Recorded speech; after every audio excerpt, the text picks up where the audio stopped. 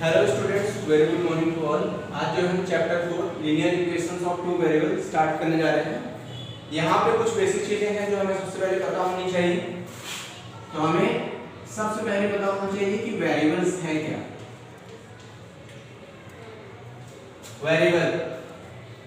Variables जो है जिसकी वैल्यू वेरी करे, यानी whose वैल्यू वैरी। तो वेरिएबल्स क्या है? वो है जिनकी वैल्यू जो है वैरी करे। वैरी का मतलब होता है चेंज हो, ठीक है। अब ऐसे कौन से टर्म्स हैं जिनकी वैल्यू बार बार चेंज होती है? अगर सपोज करें हम x की या a b c d इस तरीके से कंप्लीट जो भी z तक इस तरीके में कुछ हो, या अल्फा बीटा गामा थीटा इस तरीके का अगर कोई टर्म्स आता है, यहाँ पे आप देख रहे हैं, अगर एग्जांपल देख रहे हैं तो यहाँ पे ये जो टर्म्स हैं इनकी वैल्यू अलग अलग जगह पर वैरी करती है। किसी जगह पर आप कोई क्वेश्चन सॉल्व करते हैं तो x की वैल्यू आपको 1 भी मिलती है, तो कहीं पे -1 मिलती है, कहीं पे ये जो कहीं पे a लिखा है अगर a की वैल्यू आप निकाल रहे हैं तो कहीं पे -2 मिल जाएगा, कहीं पे 0 मिल रहा है, कहीं पे कोई भी नंबर्स आपको मिल रही है, ठीक है। तो इनकी वैल्यू फिक्स नहीं है, अलग अलग क्वेश्चंस के अकॉर्डिंग जो है इनकी वैल्यू बार बार बदल जा रही है, तो इनको हम इसीलिए वेरिएबल्स बोलते हैं, यानी इनकी वैल्यू फिक्स नहीं है। मेनली यही हमारा कॉन्सेप्ट है कि जिसकी वैल्यू वेरी करे। वेरी मतलब बदल जाना, बार बार ये बदलती है वैल्यू अलग अलग क्वेश्चन के अकॉर्डिंग, तो इस तरीके से हम इनको जो है वेरिएबल्स बोलते हैं। क्यों? क्योंकि इनकी वैल्यू जो है फिक्स नहीं, ठीक। एक दूसरा टर्म है कांस्टेंट।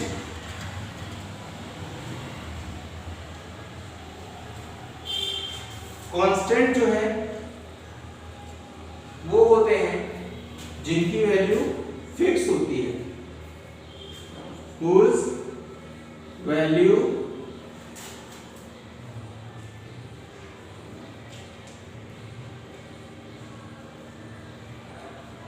कांस्टेंट्स हैं जिनकी वैल्यू जो है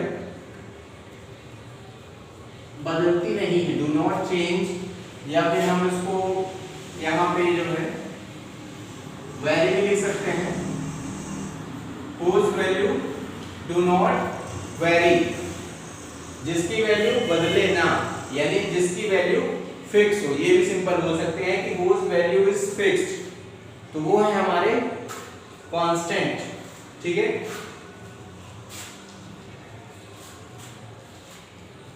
फॉर एग्जाम्पल 1 2 3 4 5 इस तरीके से जो भी हमारे नंबर्स हैं एंड सो ऑन, जो भी नंबर्स है इनकी वैल्यू वेरी नहीं हो रही, चेंज नहीं हो रही, दैट मींस इनकी वैल्यू फिक्स है, तो ये हमारे कांस्टेंट्स हैं। वेरिएबल की बात करें, वेरिएबल को हिंदी में बोलते हैं चर। कांस्टेंट को हिंदी में बोला जाता है अचर। चर का मतलब सिंपल आप समझ रहे हैं कि चरना, चरना का मतलब विचरण करना, यानी बार बार जगह बदलते रहना, जगह बदलते रहना, दैट मींस कि बार बार वैल्यू बदलते रहना, ठीक है। तो बार बार इसकी वैल्यू बदलती है, इसीलिए इसको वेरिएबल्स बोलते हैं।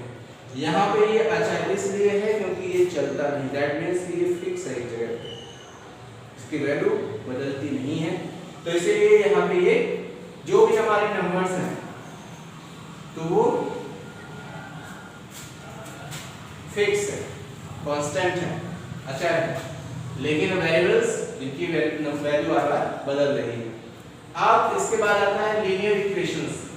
लीनियर इक्वेशंस का मतलब ये है जो भी हम इसमें इक्वेशंस बनाएंगे x y के फॉर्म पे, x + y के फॉर्म पे, तो उनमें सभी जगह पर x या y की पावर जो है सिंगल रहेगी।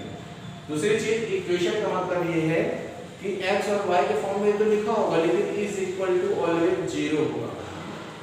तो is equal to always zero है, दैट मीन्स वो इक्वेशन है। ठीक है, जब x प्लस वाई के फॉर्म में कुछ भी लिखेंगे और इक्वल टू जीरो करेंगे टू वेरिएबल्स के साथ या सिंगल वेरिएबल्स के साथ भी, वो हमारा इक्वेशन बन जाता है। चलिए आगे देखते हैं आगे। अब हमारा जो एक्सरसाइज 4.1, ठीक है, एक्सरसाइज 4.1, इसमें हमारा जो पहला क्वेश्चन है,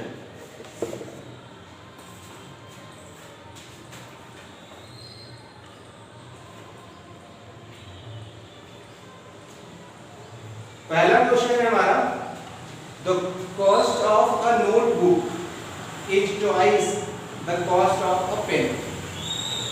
मतलब नोटबुक की जो कॉस्ट है, कीमत है, वो पेन की कीमत से दो गुनी है। ठीक है, तो हमारी जो नोटबुक की कीमत है पेन की कीमत से दो गुनी है, तो हमें write linear equation of two variables to present this statement. तो इस स्टेटमेंट को रिप्रेजेंट करने वाला हमें इक्वेशन लिखना है। ठीक है, अब हमें टू वेरिएबल्स का इक्वेशन लिखना है, दैट मीन्स कि हमारे इक्वेशन में टू वेरिएबल्स होने चाहिए। ठीक है, तो हम ये मानते हैं let cost of a notebook is equal to x. माना कि नोटबुक की जो कीमत है वो x है।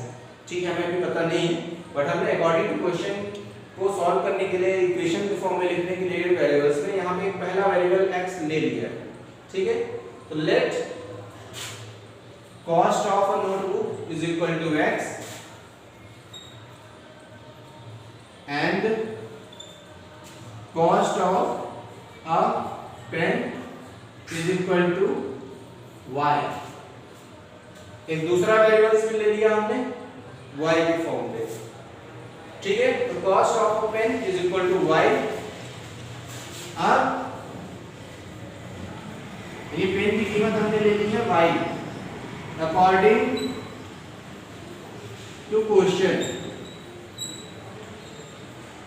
अब प्रश्नानुसार, अगर प्रश्नानुसार देखें तो प्रश्न हमारा ये कहता है कि जो हमारे नोटबुक की कीमत है यानी x, ये किसके बराबर है? पेन की कीमत के दो गुने के बराबर है। यानी ये हमारा जो नोटबुक की जो प्राइस है वो पेन की प्राइस जो है उसकी दो गुनी है। यानी पेन की प्राइस में दो का गुना कर दें तो ये नोटबुक की प्राइस हमें मिलती है। अब हम इसको अगर सॉल्व करें तो हम लिख सकते हैं x माइनस 2y। ठीक है, लिख सकते हैं is equal to 0। x minus 2y is equal to 0। Equation के फॉर्म में अगर हमें लिखना है या तो हम ऐसा भी लिख सकते हैं, यहाँ पे हमारा इक्वेशन इसका फॉर्म जो रहेगा वो इस तरीके से रहेगा ax plus by plus c is equal to 0। ये हमारा लीनियर इक्वेशन टू वेरिएबल्स का, अगर हम इस फॉर्म में इसको रिप्रेजेंट करें तो ये आएगा x minus 2y plus 0 is equal to 0। तो ये भी हमारा आंसर है। ठीक है, ये हमारा जो है स्टैंडर्ड फॉर्म है इक्वेशन का, यही हमारा आंसर है। ठीक है, ऐसा हम इसको लिख सकते हैं।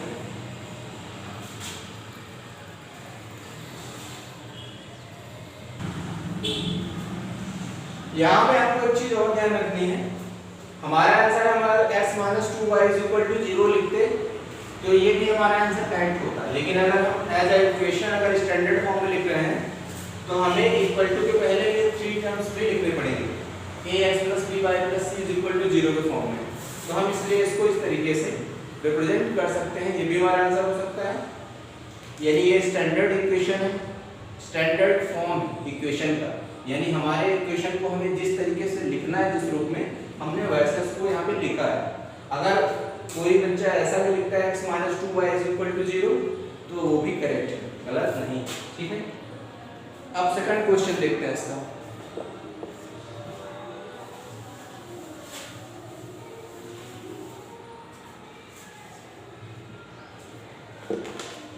हमारा जो सेकंड क्वेश्चन है